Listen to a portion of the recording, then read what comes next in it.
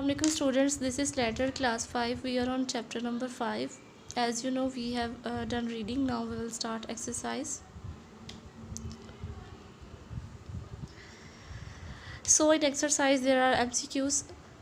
You can take help from here. I have solved for you. The Fridi family will travel by train to reach Murray. Sana wanted to buy sandwiches and juice. The cost of 2 sandwiches and 2 tetra packs of juice was 100 rupees. And now question B, state whether the following statements are true or false.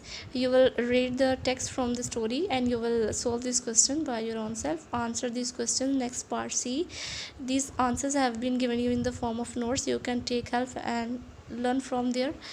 Next D part, think and answer. After reading the whole story, you are able to solve this question. I will read for you. Imagine you are traveling by train. Write 3 things that you should do as a disciplined passenger and 3 things you should not do. So you will write this answer on your notebook in your own wordings. Vocabulary, transforming words. We will learn that what are the transforming words. Some words can be used in 2 or more than 2 different forms. How? Let's see examples. We have continue. This is as a verb. Continue is a verb. Now continuity, it's noun. We have changed the word, not properly, but we have added some letters here from continue to continuity. So here continue is a verb and continuity is a noun. Continuous means adjective, continuously adverb.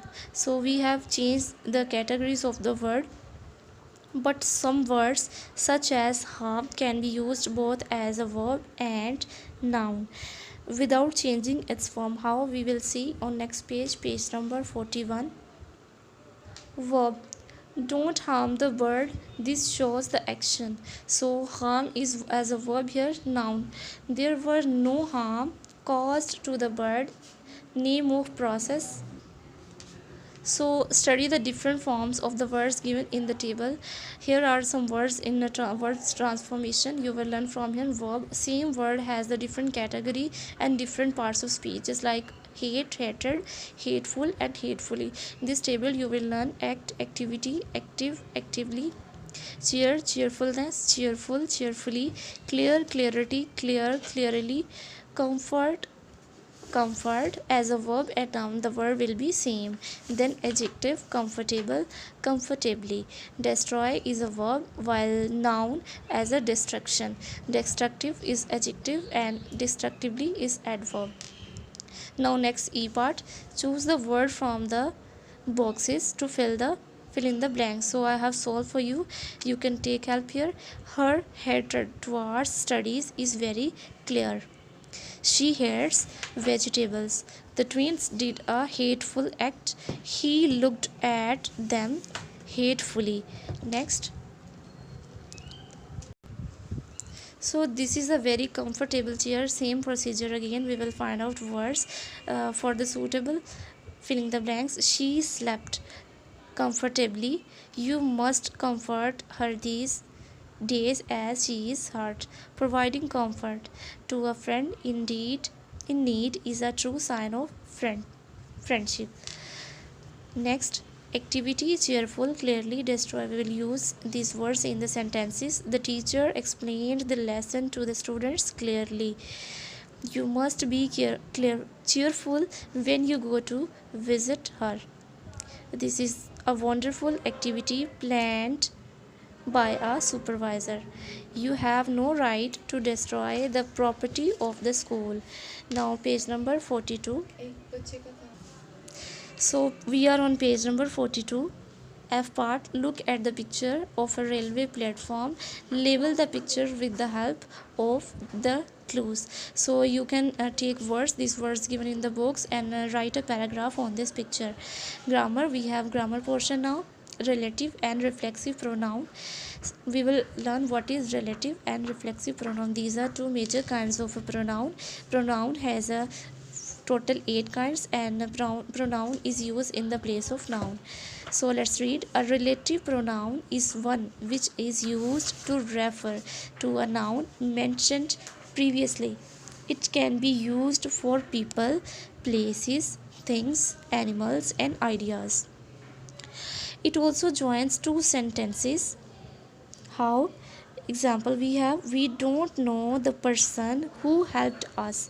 So it related the two sentences. This is pronoun. In the above case, who refers to a noun person.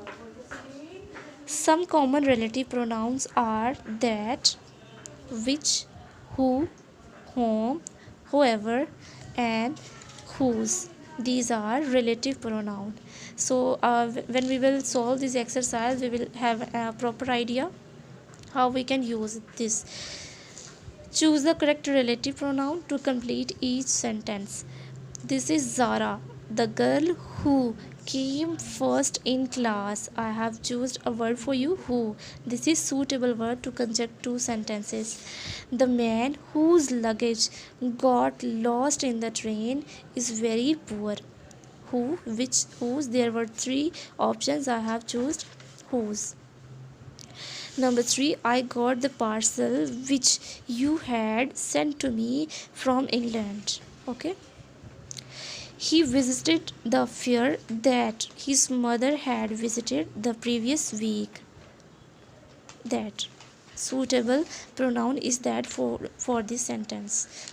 Page number 43 now.